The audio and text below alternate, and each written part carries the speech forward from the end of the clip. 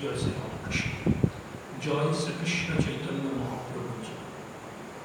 गोविंदम गोकुलानंदम गोपालम गोपीवल्लभम गोवर्धनम धरम धीरम तं वन्दे गोपीप्रियं नारायणं निराकारं नरवीरं नरोत्तमं नृसिंहं रघुनाथं च तं वन्दे नरकान्तकं। गुरुर्ब्रह्मा गुरुर्विष्णु गुरुदेवो महेश्वर गुरुदेव परं ब्रह्म तस्मै श्री गुरवे नमः। अखण्डमण्डलाकारं व्याप्तं येन चराचरं तत्पदं दर्शितं येन तस्मै श्रीगुरवे नमः। अज्ञानतिमिरान्धस्य ज्ञानाञ्जनशलाकया चक्षुरुन्मीलितं येन तस्मै श्रीगुरवे नमः। आचार्यं मां विजानीयात् नेत करीर्चित न मर्तबुद्धा शुयेतु सर्वदेवमयो गुरु। जय श्री गुरुदेवाय नमः। जय श्री गुरुदेवाय नमः। जय श्री गुरुदेवाय नमः नमः। श्री श्री चैतन्य चरितामृतम कविराज श्रेष्ठ कृष्णदास कविराज विरचित भगवान श्रीकृष्ण चैतन्य महाप्रभुर जीवनालेख्य और दर्शन ग्रंथ। আমরা भगवान श्रीकृष्ण चैतन्य महाप्रभुर आविर्भाव लीला एवं आविर्भावेर पूर्वे যে সমস্ত তত্ত্ব কথা সেগুলি শ্রবণ করেছে। এখন শ্রী শ্রী চৈতন্য চরিতামৃত অবলম্বন করে তার বাল্যলীলা আসুন শ্রবণ করব। এই বাল্যলীলা সম্বন্ধে একটু বলার আছে, যেটা আমরা ভাগবত শ্রবণের ক্ষেত্রেও স্মরণ মনন করা হয়েছে। বাল্যলীলা সবথেকে মধুর কেন জানেন? এই লীলাতে তিনি ঐশ্বর্য প্রকাশ করলেও তার মধ্যে কিন্তু পূর্ণ মাধুর্য বিরাজ করে। বোঝা গেল না? একটু কঠিন হয়ে যাচ্ছে, তাত্ত্বিক ব্যাপার তো। ঐশ্বর্য প্রকাশ করলে ঐশ্বর্যই হবে, আবার তার মধ্যে মাধুর্য থাকবে কেন? দেখা গেছে যে বাল্যলীলা তিনি তার এমন কিছু পরিকরের সঙ্গে করে থাকেন যাদের মধ্যে বিন্দুমাত্র ঐশ্বর্য বোধ নেই, মানে পূর্ণ মাধুর্য বা প্রেমের পূর্ণ বিকাশ তাদের মধ্যে আছে। যেমন ধরুন শ্রীকৃষ্ণ কোথায় আত্মপ্রকাশ করলেন? কংসের কারাগারে। পিতামাতা রূপে কে এলেন? না, বসুদেব এবং দেবকী, এই তো। কিন্তু বাল্যলীলা করলেন কোথায়? মথুরায়? না, গোকুলে এবং বৃন্দাবনে। শুধু গোকুল না, গোকুল এবং বৃন্দাবন। কেন কেন করলেন? এটা তো একটা, মানে যখন করছেন তখন কোনো প্রশ্ন উঠছে না, কিন্তু তারপরে তো প্রশ্ন উঠবে। এই প্রশ্নের উত্তর তিনি কিন্তু যখন দ্বারকা লীলার শেষে দিয়ে গেছেন। বলছেন যে বিশুদ্ধ প্রেম আস্বাদন বৃন্দাবনে আমি করেছি, তার কণামাত্র বর্তমানে অবস্থিত নয়। বর্তমানে মানে ওই সময় যখন লীলা করছেন। সকলে তো স্তম্ভিত, সকলে তো অত্যন্ত, মানে কি বলবো, ক্লান্ত বলবো না, অত্যন্ত বিশ্বস্ত হয়ে রয়েছেন। অত্যন্ত, মানে বুঝতেই পাচ্ছেন না কি বলতে চাইছেন উনি। বলছে শোনো, এই যে বৃন্দাবনের গোপ গোপীগণ, তারা কিন্তু আমাকে কেউ ঈশ্বর বলে জানতো না। তারা জানতো নন্দের বেটা, যেমন রাজার ছেলে হয়। কিন্তু সেখানে তো এই তোমাদের মতো রাজন্য প্রথা ছিল না। এখানে যেমন রাজন্য প্রথা, মানে দ্বারকা, মথুরা ইত্যাদি, সেখানে রাজা সেই হতো যে পরম ভক্ত হতো, এবং এই রাজাকে নির্বাচিত হতে হতো জনগণের দ্বারা, মানে পারফেক্ট ডেমোক্রেসি। আপনি যদি বৃন্দাবনের মূল তত্ত্বটা দেখেন, দেখবেন পারফেক্ট। আমরা এই অত ডেমোক্রেসি করে লাপাই না, ও কোথাও নেই। এটা ওই বৃন্দাবনে ছিল। বলবেন কেন? শ্রী ভগবান ওখানে ছিলেন এবং নন্দরাজা সর্বগুণ সম্পন্ন ব্যক্তিত্ব, তাই তাকে রাজা করা হয়েছিল। তিনি ছিলেন ভাইদের মধ্যে সবথেকে ছোট। তার যে বড় দাদারা তারাই বলেছিলেন যে না, নন্দই রাজা হবে। তো সুতরাং নন্দের পুত্র, এ বিষয়ে কোনো সন্দেহ নেই। এবং একটা অভূতপূর্ব ঘটনা সেখানে ঘটত, মানে একটা না, ঘটত। তারা যখন বিভিন্ন ঐশ্বর্যের প্রকাশ দেখেছে, তোমরা এখন তো সবাই জানো, পুতনা, তৃণাবর্ত, অঘাসুর ইত্যাদি ইত্যাদি, বকাসুর ইত্যাদি ইত্যাদি, তোমরা তো সবাই জানো। এদেরকে আমায় উদ্ধার করতে হয়েছে। চোখের সামনে এই সমস্ত ঘটনা তারা দেখেও আমি যে সাধারণ মনুষ্য সন্তান নই এটা ধারণা করতে পারতো না। তোমরা এই অবস্থা কি কল্পনা করতে পারো? সকলে চুপ, নিস্তব্ধ। তোমরা কেউই কল্পনা করতে পারবে না, কারণ ওই সংস্কারটাই তোমাদের নেই। বিশুদ্ধ সত্য যার মধ্যে প্রকাশিত, তিনিই হচ্ছেন প্রেমময় পুরুষ। সেই প্রেমকে যারা আস্বাদন করতে পারে তারাই হচ্ছে তাঁর প্রধান পরিকর। সুতরাং আমার প্রধান পরিকরকে ছেড়ে এসছি বললে ভুল হবে। আছেন তারা বৃন্দাবনে, আমার প্রধান পরিকর তারা। কারণ আমি তার সঙ্গে প্রেম আস্বাদন করেছি, গোপ গোপী। সুতরাং এই কথা থেকে একটা তত্ত্ব কিন্তু বেরিয়ে এলো। তিনি ঐশ্বর্য প্রকাশ করতে চাইলেও কিন্তু যারা তার অন্তরঙ্গ পরিকর, অন্তরঙ্গ মানে দু ধরনের পার্শ্বদ হয়, অন্তরঙ্গ বহিরঙ্গ। অন্তরঙ্গ মানে হচ্ছে যাদের তার থেকে সৃষ্টি। কারণ অন্যান্য শাস্ত্র বলছেন সমস্ত প্রেমময়ী ব্রজগোপী যারা ছিলেন, অর্থাৎ যাদের মধ্যে শ্রীকৃষ্ণকে স্বামীরূপে পাওয়ার আকাঙ্ক্ষা ছিল, মধুর ভাবাপন্ন যারা, তারা সবাই কিন্তু রাধারানীর অংশ, সবাই, প্রত্যেকে। এবং কেন সেটা চৈতন্য চরিতামৃত ব্যাখ্যা করে শুনিয়েছেন। থাক, অনেক গুহ্য তত্ত্ব আছে চৈতন্য চরিত, যার জন্যে এই গ্রন্থের নাম করার সঙ্গে সঙ্গে বলা হয় তাঁর লীলা এবং দর্শন গ্রন্থ। এটি একটি অন্যতম শ্রেষ্ঠ দর্শন গ্রন্থ। তো যাই হোক, সেই তারা কিন্তু কখনো শ্রীকৃষ্ণকে স্বয়ং পূর্ণ ভগবান বলে ধারণা করেননি। তারা জানতেন তাদের আপনজন, প্রাণের প্রাণ, এইটা তারা বুঝতেন। এইটাকেই বলা হয় শুদ্ধ সত্যের প্রকাশ।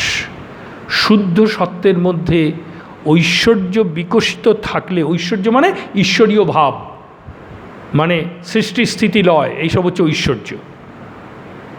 এগুলো বিকশিত থাকলেও ওই প্রেমবান ভক্তরা কিন্তু এটা গ্রহণ করেন না, যেন এটা স্বাভাবিক ঘটনা। ও তাই নাকি, তাই নাকি, এরম ব্যাপার। দেখুন, পরবর্তীকালে চন্দ্রাদেবীও অনেক অত্যাশ্চর্য ঘটনা দেখেছেন। যেমন একটা ঘটনা বলি, ছোট্ট শিশুকে ঘরে শুইয়ে দিয়ে গেছেন, গদাই শুয়ে আছেন। এবার কার্যান্তরে গিয়েছেন, সেখান থেকে এসে ঘরে ঢুকে দেখছেন সেই খাট জুড়ে একটা বিশাল পুরুষ শুয়ে আছে, বিশাল পুরুষ। দেখে তো ভয়ময় বেরিয়ে চলে এসেছি হাউমাউ করে। হ্যাঁ, রাত্রিবেলা তিনি তার স্বামীকে বললেন,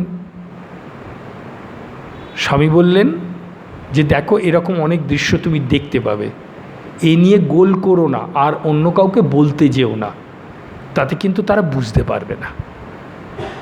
কি কেন এসব প্রশ্ন কিন্তু তুললেনই না মা চন্দ্রা। কেন এসব দেখছি তাহলে কি আমার পুত্র অমুক, আমার পুত্র তমুক, এইসব কোনো প্রশ্নই করলেন না। একেই বলে শুদ্ধ সত্য।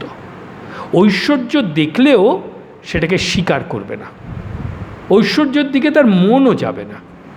আসুন, বাল্যলীলাতে আমরা পাবো, শ্রীরামকৃষ্ণের বাল্যলীলাতেও পেয়েছি, শ্রীকৃষ্ণের বাল্যলীলাতে তো এই ধরনের ঘটনা বিস্তৃত রয়েছে, এবং শ্রীচৈতন্যের বাল্যলীলাতেও তা আছে।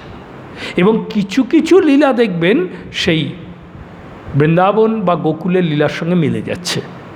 তো শ্রী চৈতন্য চরিতামৃত। জয় রাধে, জয় শ্রীকৃষ্ণ চৈতন্য মহাপ্রভুর জয়।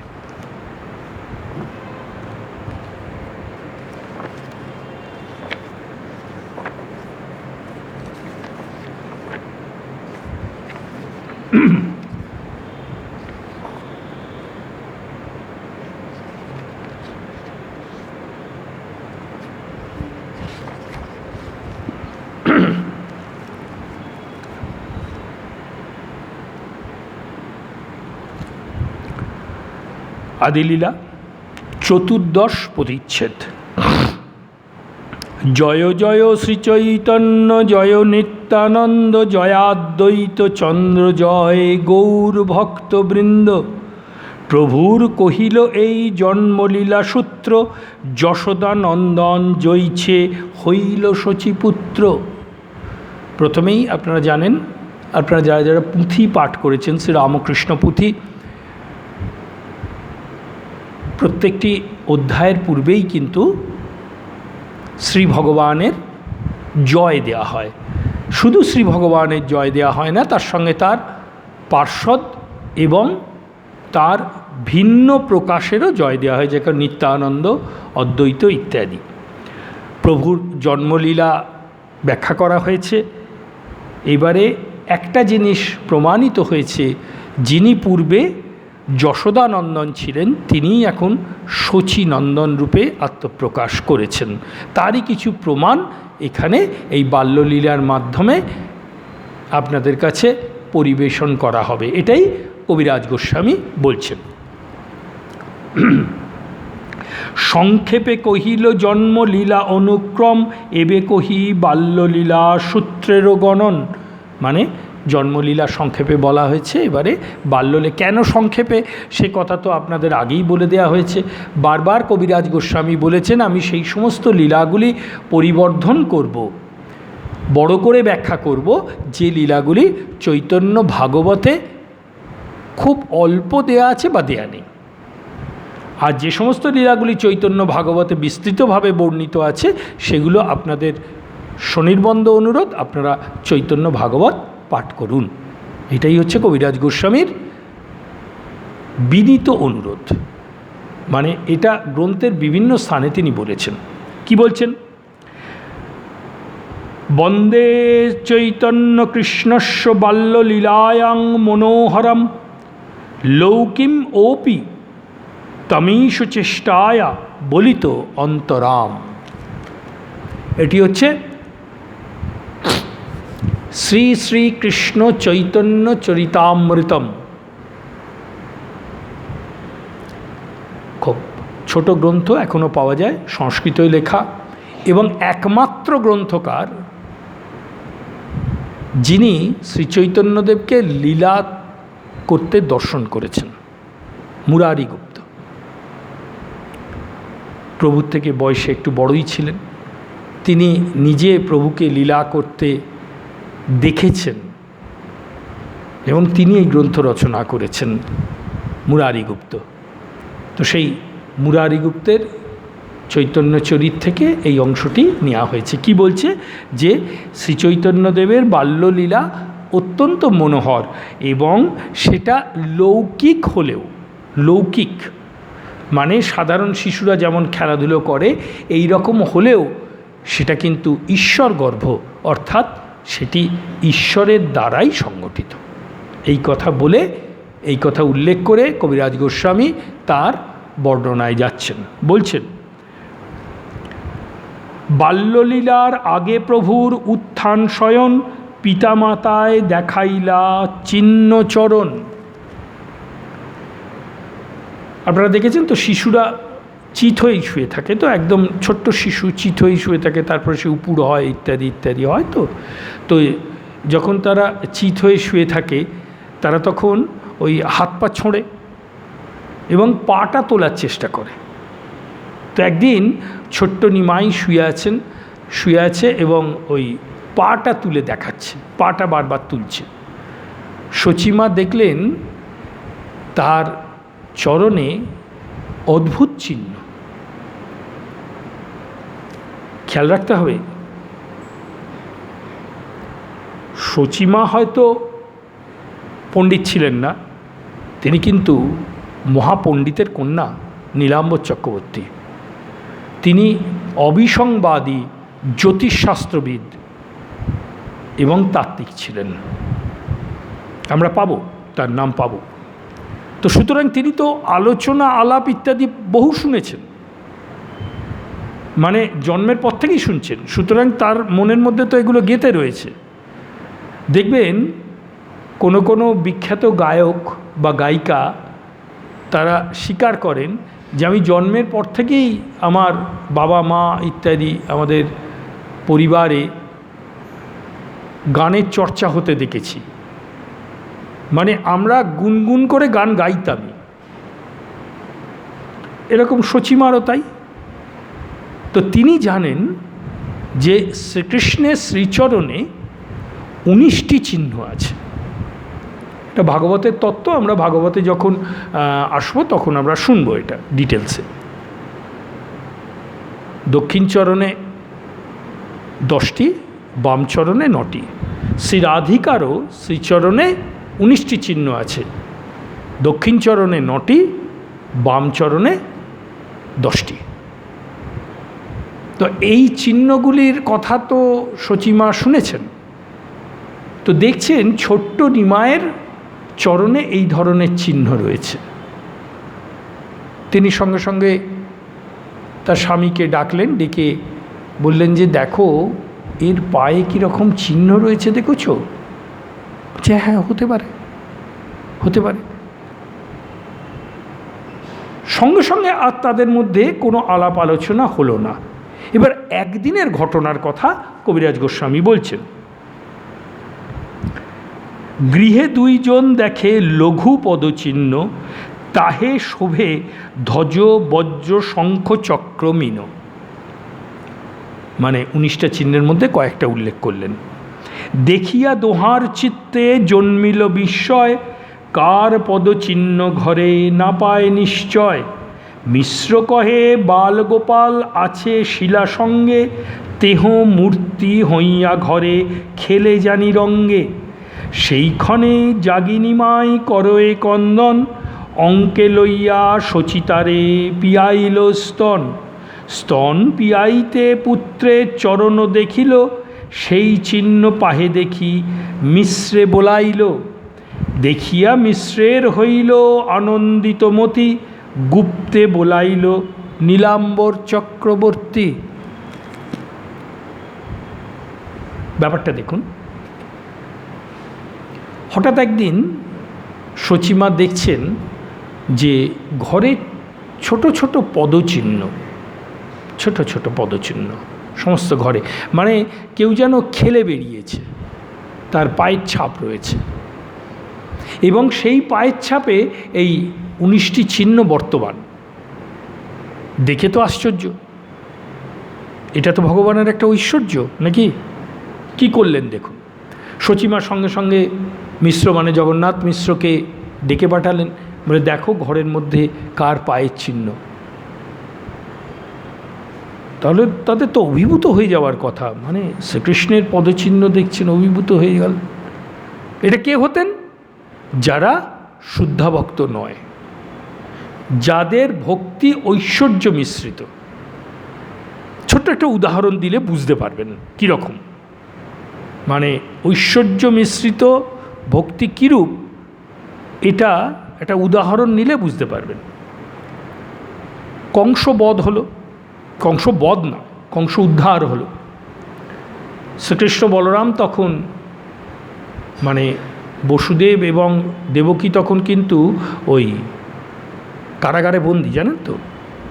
তাদেরকে আবার কারাগারে বন্দি করেছিল কংস। তো তারা ছুটে গেলেন কারাগারে, কারাগার থেকে তাদের মুক্ত করা হলো।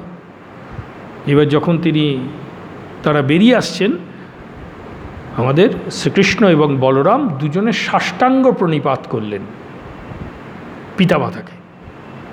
এবার তারা ভাগবত লিখছেন, এবার তারা ভয় পিছিয়ে গেছে। আরে বাপরে, এই কী কাণ্ড! এই সে যাকে আমরা চতুর্ভুজ মূর্তিতে দর্শন করেছি, শিশুরূপে চতুর্ভুজ মূর্তিতে শঙ্খচক্র গদা পদ্মধারী, তাকে আমরা দর্শন করেছি। এই সে, এ প্রণাম করছে। শ্রীকৃষ্ণ দেখলেন এ তো বড় ভালো কাজ হচ্ছে না। তখন তিনি তার যোগমায়া শক্তির দ্বারা তাদেরকে অভিভূত করলেন। তার ফলে তাদের ভেতর থেকে এই ঐশ্বর্য ভাবটি চলে গেল। তখন তারা এসে আবার শ্রীকৃষ্ণকে, বলরামকে কোলে নিচ্ছেন। এবার বুঝতে পারছেন ঐশ্বর্য কাকে বলে? এরা হচ্ছে জ্ঞান মিশ্র ভক্তির লক্ষণ বা ঐশ্বর্য মিশ্র ভক্তির লক্ষণ। আপনাদের বলে রাখলে হয়তো ভালোই লাগবে, শুদ্ধা ভক্তি জগতে হয় না। জগৎ বলতে গেলে সৃষ্টিতে হয় না। বলে তাহলে এই যে উনি শুদ্ধা ভক্তি দেখিয়েছেন, হ্যাঁ, যখন তিনি স্বয়ং লীলা করেন তখন তার পরিকরদের নিয়ে আসেন, তার দ্বারা শুদ্ধা ভক্তি প্রকাশ করেন। শুদ্ধা ভক্তি কাদের মধ্যে হয় জানেন? যারা পূর্ণ মায়াতীত, যাদেরকে মায়া কখনো স্পর্শ করে না। সুখদেব, নারদ প্রমুখ, এদের মধ্যে শুদ্ধা ভক্তি। এনারা শ্রী ভগবানের লীলা,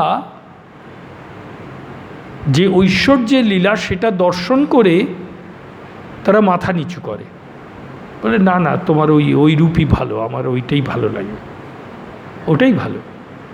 এবার বুঝতে পারছেন, জগতে সর্বশ্রেষ্ঠ অবস্থান হচ্ছে জ্ঞান মিশ্রা ভক্তি। বারবার স্বামীজি বলে গেছেন কিন্তু এটা। আর একটা কথা বলা যাক, চৈতন্য চরিতামৃত তো শুরু হয়েছে, জানি না মায়ের ইচ্ছায় কতদিন তিনি নিয়ে যাবেন। যখন দাক্ষিণাত্য ভ্রমণে গেলেন শ্রী চৈতন্যদেব পুরীতে যাওয়ার পরে, এবং তার যাওয়ার অন্যতম উদ্দেশ্যই হচ্ছে রায় রামানন্দের সঙ্গে মিলিত হওয়া। গোদাবরী তীরে বিদ্যানগরে রায় রামানন্দের সঙ্গে তার দর্শন হলো এবং তিনি 10 রাত্রি তার সঙ্গে ছিলেন। এবং সেখানে এই তত্ত্ব কথা আলোচিত হয়েছে। ফ্রম দি লোয়েস্ট লেভেল, তত্ত্বের lowest level to the highest level, which cannot be expressed. মানে সর্বোচ্চ তত্ত্ব কিন্তু মুখে বলা যায় না। শ্রী চৈতন্যদেব থামতে বলছেন, না এর বেশি এগিয়েও না। বুঝতে পারছেন? এবং সেই তত্ত্ব আলোচনাতে আমরা দেখতে পাই যে জ্ঞানমিশ্রা ভক্তি হচ্ছে জীবের সর্বশ্রেষ্ঠ প্রকাশ। এবং এই জ্ঞানমিশ্রা ভক্তির দ্বারা আপনি যেটা লাভ করতে পারেন তার নাম হচ্ছে শরণাগতি, অর্থাৎ তাঁর শ্রীপাদ পদ্মে নিজেকে বিক্ষিপ্ত করা, মানে নিক্ষেপ করা। বিক্ষিপ্ত বলবো না, নিক্ষেপ করা পূর্ণরূপে। এর কতগুলো পর্যায় আছে, তত্ত্বকথায় আমি যাচ্ছি না। এই শরণাগতি হচ্ছে জীবের সর্বোচ্চ অবস্থা এই জগতে। খেয়াল রাখুন, দেখবেন কথামৃতে শ্রীরামকৃষ্ণ এই শব্দটা 3 বার উচ্চারণ করেছেন, শরণাগতি, শরণাগতি, শরণাগতি। এই শরণাগতি লাভের আরেকটি উপায় কিন্তু শ্রী শ্রী মা বলে গেছেন। বলছেন শরণাগতির সঙ্গে নিষ্কাম অবস্থা প্রার্থনা করো। যতক্ষণ কামনা বাসনা থাকছে ততক্ষণ শরণাগতি লাভ হবে না। এইবার শরণাগতি লাভ হওয়ার পর তিনি যদি মনে করেন আপনাকে এই শুদ্ধা ভক্তির একটা ঝলক দিয়ে দিতে পারেন, মানে ভাব, শুদ্ধা ভক্তি হলে ভাব আসবে। এই ভাব কিন্তু অনেকের মধ্যে আসে। স্বামীজি এর একটা ব্যাখ্যা দিয়েছেন। আমাদের না অনেক ধরনের মানে শাস্ত্রীয় আলোচনায় যেতে হয় তো, এবং অনেক অর্থ দাঁড়িয়ে যায়, মাঝে মাঝে স্বামীজিকে ওই জন্য উল্লেখ করতে হয়। বলা হচ্ছে যে দেখবি অনেকের শাস্ত্রপাঠ শুনে বা নাম সংকীর্তন করতে করতে চোখের জল পড়ে, খারাপ নয়, ভালো, কিন্তু এই যে ভাবটা হলো সেটা কিন্তু অত্যন্ত ক্ষণস্থায়ী। মানে ঠাকুরের ভাষায় তপ্ত চাটুতে জলের ছিটে। তপ্ত চাটু রুটি এখন তো প্রায় হয় না বাড়িতে, হয় টয় বোধহয় কারোর বাড়িতে হয় টয় রুটি, হ্যাঁ, চাটুতে রুটি, যাই হোক। তো যাদের বাড়িতে হয় তারা জানেন যে তাতে যদি একটা জলের ছিটে দেন একদম এক মুহূর্তের মধ্যে উবে যাবে, তাই তো? স্বামীজি বলছেন এটা কিন্তু অত্যন্ত স্মরণীয় বস্তু, ওই জন্যই বলা হচ্ছে যদি এই ভাব তার পরবর্তী জীবনকে পরিবর্তিত করে দেয়। দেখা যায় যে সংসারের বিভিন্ন কার্যের মধ্যে তার আর মন বসছে না, সে আর ওই শঠতা করছে না, কামিনী কাঞ্চন নিয়ে থাকতে চাইছে না, তবেই জানা যাবে এই ভাবটি ঠিক ঠিক হয়েছে। নতুবা দেখা গেল 4 ফোঁটা চোখের জল পড়ল, তারপরেই বলল ওরে তোকে যে টাকাটা দিয়েছিলাম ওটা কিন্তু ফেরত দিস, 4 মাস হয়ে গেল তুই 1 মাসে ফেরত দিবি বলেছিলি, কি তাই না? হয়তো এটাই হয়। অমুক কিন্তু আমাকে বলেছিল এটা করে দেবে, করলো না, হয়তো তিনি কিন্তু সত্যিই চোখের জল ফেলেছেন। সেটা কিন্তু ভাব নয়, ভাব অত্যন্ত উচ্চাঙ্গের জিনিস। ভাব তাহলে কখন থেকে আরম্ভ হচ্ছে? পূর্ণ শরণাগতির পরে, মানে যখন এই জ্ঞানমিশ্রা ভক্তির অবসান হয়ে জ্ঞানশূন্য ভক্তিতে প্রবেশ করবে। অত্যন্ত ডিটেলসে আলোচনা আছে চৈতন্য চরিতামৃত, সাদে বলা হচ্ছে না, এটা দর্শন গ্রন্থ। আপনাকে সত্যি বলছি, বিশ্বাস করুন, 1000 গ্রন্থ না পড়ে যদি চৈতন্য চরিতামৃত এবং শ্রী রামকৃষ্ণ কথামৃত আত্মসাৎ করতে পারেন, ব্রহ্মাণ্ডে আপনার মতো বড় শাস্ত্রজ্ঞ পুরুষ বা নারী আর হবে না,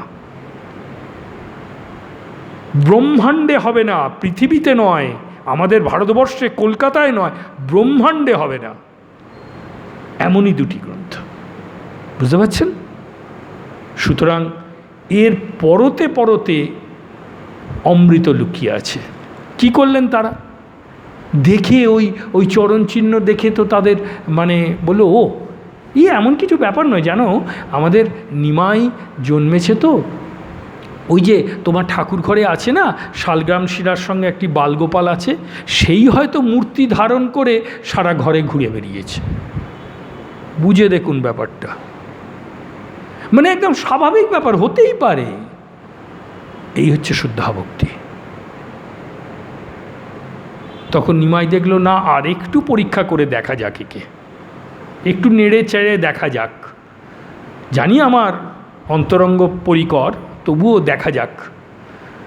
তো তখন ছোট্ট শিশু নিমাই কেঁদে উঠল। মা ভেবেছে যে ওর তো এখন খিদে পেয়েছে, নিশ্চয়ই শিশুরা কাঁদলে মা ভাবে খিদে পেয়েছে, তাকে সঙ্গে সঙ্গে তুলে নিয়ে দুগ্ধপান করাতে লাগলো। এবং দুগ্ধপান করতে করতে খেলার ছলে ছোট্ট শিশু আবার তার শ্রীচরণটি দেখালো। দেখলেন সেখানে ওই চিহ্নগুলো রয়েছে। মানে এই অবস্থায় তো মানে সাধারণ মা হলে তো তাকে মাটিতে নাবিয়ে দিয়ে উরি বাপরে তাকে ধূপধুনো দিয়ে পুজো করতে শুরু করবে, তা কিচ্ছু করলো না। আবার তিনি একে ডাকলেন যে দেখো আমাদের নিমাইয়ের পায়েও কিন্তু এই ধরনের চিহ্ন আছে। বলছে হ্যাঁ, তোমার পিতা তো বলেছিলেন, তো এক কাজ করি, আমি ওনাকে একবার ডেকে পাঠাই। এই জন্যে বলা হলো গুপ্তে বোলাইল নীলাম্বর চক্রবর্তী। দেখুন, যদি এদের ঐশ্বর্য জ্ঞান থাকতো তাহলে হই হই বাদিয়ে দিত, মানে পাড়া প্রতিবেশীকে জড়ো করে ছেড়ে দিত, আমার ছেলের পায়ে 19টা চিহ্ন, অমুক্ত, সাংঘাতিক কাণ্ড। ব্যাপারটা আমলই দিচ্ছেন না ওনারা। যাক, হতেই পারে, এটা তো হতেই পারে, কোনো ব্যাপার না, কিন্তু ওই একবার পিতাকে ডেকে আনা দরকার। উনি বলেছিলেন গণনা করে যে আমাদের গৃহে এক মহাপুরুষ জন্মগ্রহণ করবেন, তাকে একবারটি গুপ্তে মানে গোপনে ডেকে আনা হলো, যাতে কেউ জানতে না পারে। তার মানে তাদের মধ্যে এইটা প্রকাশ করার কোনো ইচ্ছা নেই, প্রবণতা নেই, তার মানে শুদ্ধাভক্তি, জ্ঞানমিশ্রা ভক্তি না। হই হই করে উঠল না। বসুদেব এবং মা দেবকী 5 পা পিছিয়ে গিয়েছিলেন, যখন সাষ্টাঙ্গে প্রণিপাত করছেন শ্রীকৃষ্ণ বলরাম 5 পা পিছিয়ে গিয়েছিলেন। আরে বাপরে, কে প্রণাম করছে রে? এই তো সেই চতুর্ভুজ মূর্তিতে দর্শন দিয়েছিল। বুঝতে পারছেন? মানে পাশাপাশি রাখলেই কিন্তু বুঝতে পারবেন কাকে বলে শুদ্ধাভক্তি, কোন অবস্থায় গেলে শুদ্ধাভক্তি প্রকাশিত হয়। বলছেন, চিহ্ন দেখি চক্রবর্তী বলেন হাসিয়া, লগ্নগণি পূর্বে আমি রাখিয়াছি লিখিয়া, 32 লক্ষণ মহাপুরুষ ভূষণ, এই শিশুর অঙ্গে দেখি সেসব লক্ষণ, নারায়ণের চিহ্নযুক্ত শ্রীহস্ত চরণ, এই শিশু সব লোকের করিবে তারণ। এলেন নীলাম্বর চক্রবর্তী, এসেই বললেন, এ আর এমন কি কথা? তিনিও দেখুন, আমি তো তোমাকে আগেই এর জন্ম মুহূর্তটি গণনা করে, মানে অবিসংবাদী জ্যোতিষশাস্ত্রবিদ, যাকে গণৎকার বলি আমরা, বিশ্বাস করুন, আপনাকে একটা ছোট কথা এই প্রসঙ্গে বলে রাখি। এই জ্যোতিষশাস্ত্র মহামণি গর্গ প্রথম প্রতিষ্ঠা করেন। গর্গ, যিনি শ্রীকৃষ্ণের নামকরণ করেছিলেন, মহামণি গর্গ, গর্গ সংহিতা বলা হয়। যাই হোক, কি জানেন, হায়ার ফিজিক্সে, মানে হায়েস্ট ফিজিক্সে এমন কিছু তত্ত্ব আছে যেটা আপনার ধারণা করতে খুব কষ্ট হবে, কিন্তু সেগুলো কিন্তু প্রমাণিত সত্য। যেমন কোনো এক সময়, একটা ছোট্ট উদাহরণ দিলে বুঝতে পারবেন যে কি ব্যাপার। কোনো এক সময় একজন বৈজ্ঞানিক বলেছিলেন আলোর ওজন আছে, আলো লাইট, সূর্য থেকে যে আলো আসছে সেটার ওজন আছে। লোকে তো তাকে উন্মাদ অনেক কিছু বলেছিল, পরে তিনি সেটা প্রমাণ করেন। আজকের দুনিয়াতে এটাই হচ্ছে সব থেকে বড় আলোচিত বস্তু। বুঝতে পারছেন? আজ থেকে 120 বছর আগে বলেছিলেন তিনি। প্রমাণিত সত্য, বুঝতে কষ্ট হচ্ছে। এই জ্যোতিষশাস্ত্রে এমন কিছু তত্ত্ব আছে যেগুলো ধারণা করতে গেলে নিজেকে অতি উচ্চ মার্গের সাধক হতে হয়, অতি উচ্চ মার্গের সাধক হতে হবে। মানে কামিনী কাঞ্চন থেকে দূরে থাকতে হবে। শুধু তাই নয়, সত্যের ওপর নির্ভর করে থাকতে হবে। ভাববেন এসব কথা কেন বলছি? এখন তো জ্যোতিষ ব্যাপার নিয়ে অনেক ব্যবসা ট্যাবসা অনেকে বিশ্বাস করেন না, কিন্তু আমার পরম সৌভাগ্য হয়েছিল এরম একজন ব্যক্তিকে দর্শন করার, যার মুখের কথা জীবনে কখনো ভুল হয়নি। বিশ্বাস করুন, দেখেছি তাই বলছি। সুতরাং নীলাম্বর চক্রবর্তী কিরম ছিলেন এটা বুঝতে কিন্তু আমার কষ্ট হয় না। যে আগুনে ছ্যাঁকা খেয়েছে সে কিন্তু ছ্যাঁকার জ্বালাটা বুঝতে পারে, ঠিক না? আর যে ছ্যাঁকা খায়নি সে কি করে বুঝবে? যে দেখেছে, প্রত্যক্ষ জ্ঞান আছে, সে কিন্তু ধারণা করতে পারবে নীলাম্বর চক্রবর্তী কী ছিলেন। এবং নীলাম্বর চক্রবর্তী কিন্তু এ কথাও বলে দিয়েছিলেন যেটা তার বাবা মাকে বলেননি। কষ্ট পাবে না, এ ছেলে সংসারে থাকবে না। তার একটি উদাহরণ এখানে রাখছেন, দেখুন। তিনি বললেন, আমি তো সব গুনে টুনে বলে দিয়েছি, এবং এই যে বললেন 32 লক্ষণ, আমরা এত তত্ত্বকথায় যাব না, হ্যাঁ, আমাদের খুব একটা ভালো লাগবে না। আমি এক্ষুনি গড়গড় করে 32টা লক্ষণ কি কি হয় মহাপুরুষের শরীরে, আপনার জেনেই বা লাভটা কী হবে? এটা জেনে তো আপনার কোনো লাভ হবে না। তবে মহাপুরুষের 32টি লক্ষণ থাকে, এর কিছু কিছু ইঙ্গিত কথামৃতেও দেয়া আছে, এখানেও দেয়া আছে, ঠিক আছে। হ্যাঁ, তো এই শিশুর শরীরে 32টি লক্ষণ দেখা যাচ্ছে। ইনি মহাপুরুষ ছাড়া আর কিছু নন। তিনি মানে রেখে ঢেকে বলছেন, বুঝতে পেরেছেন তো? এর বেশি তো বলতে পারে না, কিন্তু নীলাম্বর চক্রবর্তী সব জানে। তার গণনার কথা তিনি সব জানেন, কিন্তু সবটা জানলেও তো বলা যায় না, না। কথা প্রসঙ্গে বলি, যার কথা আমি উচ্চারণ করছিলাম, তিনি মেয়ের কুষ্টি দেখলেন মেয়ের বৈধব্য যোগ রয়েছে। এবার আপনি সহ্য করতে পারবেন? ঠিক তেমনি নীলাম্বর চক্রবর্তী কিন্তু জানেন এই ছেলে সংসার ত্যাগ করবে, একটা হিন্টস দিচ্ছেন। হিন্টস মানে একটা ইঙ্গিত দিচ্ছেন। দেখুন কিরম দিচ্ছে। এই তো করিবে বৈষ্ণব ধর্মের প্রচার, ইহা হইতে হবে 2 কুলের উদ্ধার। হিন্টস। এই তো করিবে বৈষ্ণব ধর্মের প্রচার, এই জায়গায় আসবো আমরা। তার আগে একটু ব্যাখ্যা শুনে নিই। ইহা হইতে হইবে 2 কুলের উদ্ধার। কুলের উদ্ধার কি করে হয় জানেন তো আপনারা সবাই, নাকি? নিশ্চয়ই জানেন। পিতৃমাতৃকুলের উদ্ধার কিভাবে হয় জানেন? আপনার সন্তান, আপনার পুত্র যদি সংসার ত্যাগ করে সন্ন্যাস গ্রহণ করে, তাহলে পিতৃমাতৃ 2 কুল উদ্ধার হয়ে যায়, জানেন? তা এটা তো আমাদের মিশ্রমশাই, জগন্নাথ মিশ্রমশাই জানেন না তা তো নয়, মা শচীও জানেন। কিন্তু উনি বললেন না ইনি কিন্তু সংসার ত্যাগ করবেন না, মাফ করবেন, ইনি সংসার ত্যাগ করবেন, ইনি সন্ন্যাস গ্রহণ করবেন, এ কথা একদম বললেন না। না বলে ইঙ্গিত দিয়ে দিলেন এর থেকে 2 কুলের উদ্ধার হবে। তো 2 কুলের উদ্ধার কি করে হবে? কোনো গৃহস্থের দ্বারা 2 কুলের উদ্ধার হয় না। শাস্ত্র বলছেন, আমি বলবো না বাবা। শেষ পর্যন্ত আমার উপরে লাঠি নিয়ে আপনি তেড়ে আসবেন তা বললে হবে না। শাস্ত্র বলছেন যে একমাত্র 2 কুলের উদ্ধার, পিতৃমাতৃকুলের উদ্ধার তখনই সম্ভব যখন সংসার ত্যাগ করে কেউ সন্ন্যাস গ্রহণ করে, তখনই একমাত্র সম্ভব।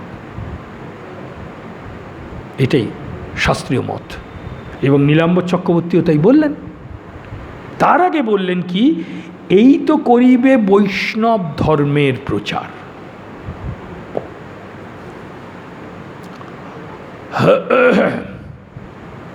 আমরা একটু কঠিন আলোচনায় প্রবেশ করার ইচ্ছা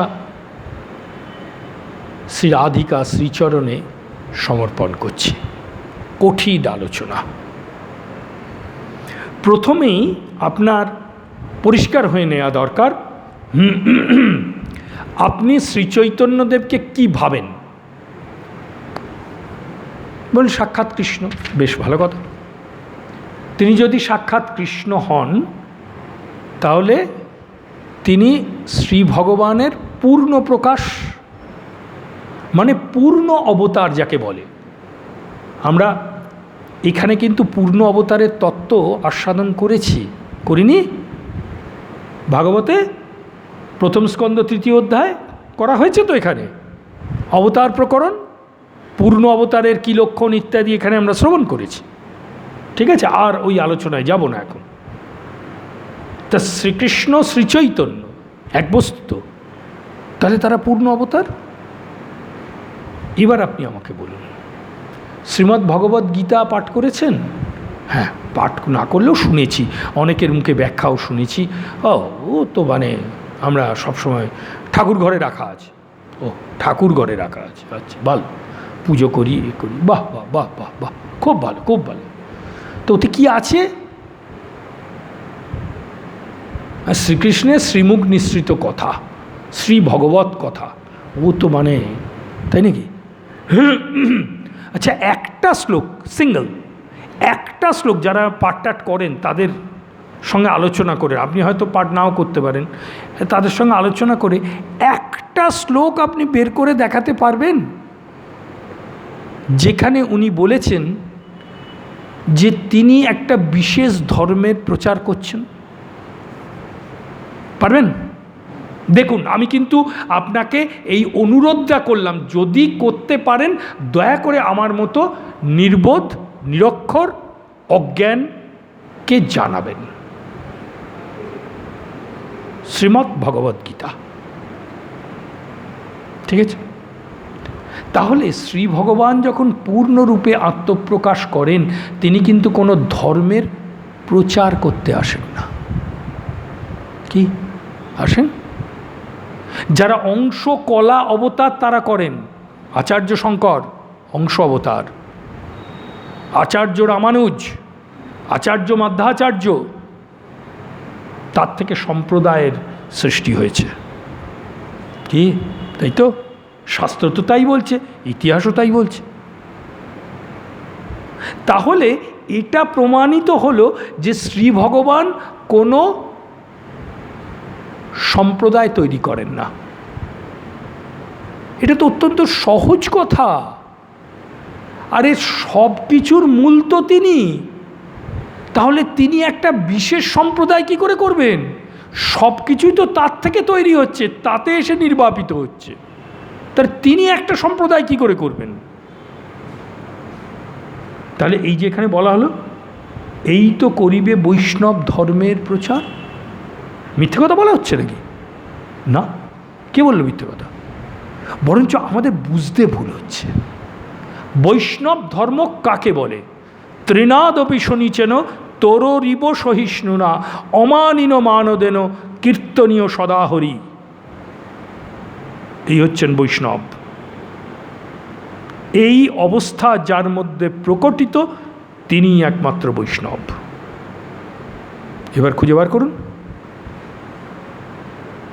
তৃণাদপি শুনিছেন তররিব সহিষ্ণুনা অমানিন মানদেন কীর্তনীয় সদাহরি। এই হচ্ছে বৈষ্ণব, যার মধ্যে এই চারটি ভাব প্রকটিত হয়ে রয়েছেন, তিনিই বৈষ্ণব। তাহলে বৈষ্ণব, এখানে তো কোনো ধর্মের কথা নেই। ধর্ম মানে সম্প্রদায়ের কথা নেই, আমি সম্প্রদায়ের কথা বলছি। তাহলে এই যে বলা হলো বৈষ্ণব ধর্মের প্রচার, তার মানে উনি এই চারটি তত্ত্বকে এক করে যে প্রেমময় সত্তার প্রকাশ হয়, সেইটি প্রচার করবেন, প্রেমের প্রচার করবেন। কোনো সম্প্রদায়ের সৃষ্টি নয়, প্রেমের প্রচার। যেহেতু প্রেম বস্তু আমাদের মতো আমার মতো অতি নিম্ন শ্রেণীর মানুষ ধারণা করতে পারে না, তাই তিনি নাম সংকীর্তনের সৃষ্টি করলেন। এই নাম সংকীর্তনের মধ্যে তিনি প্রেম প্রবিষ্ট করিয়ে দিলেন, প্রেম প্রবিষ্ট করালেন। নাম করতে করতে নামের প্রতি তোমার আকর্ষণ জন্মাবে, তার কৃপায় তোমার মধ্যে প্রেমের বিকাশ ঘটবে। যতক্ষণ না হচ্ছে ততক্ষণ করে যাও। তিনি যদি কোনো সম্প্রদায় তৈরি করতেন, তাহলে তিনি তখনও তো সন্ন্যাস নেননি, তখন নবদ্বীপ লীলা চলছে। তিনি একজন মুসলমান শাসক, তাকে কাজী বলা হতো, তাকে শিক্ষা দিলেন সাক্ষাৎ ভগবান। তিনি তাকে হিন্দু করে দিতে পারতেন না? পারতেন না? এটা বিশ্বাস করেন আপনি? আমি বিশ্বাস করি না। করলেন কি? করলেন না। সে কিন্তু ইসলাম ধর্মেই রয়ে গেল, অথচ হরিনামে তার ভাব হতো। এবার বুঝতে পারছেন, কোনো সম্প্রদায়কে পরিবর্তনের প্রয়োজন নেই। আবার দেখুন, সন্ন্যাস নিয়ে তিনি নানান লীলা করছেন, বৃন্দাবন গেলেন, বৃন্দাবন থেকে ফাঁড়ি পথে ফিরছেন মথুরাতে।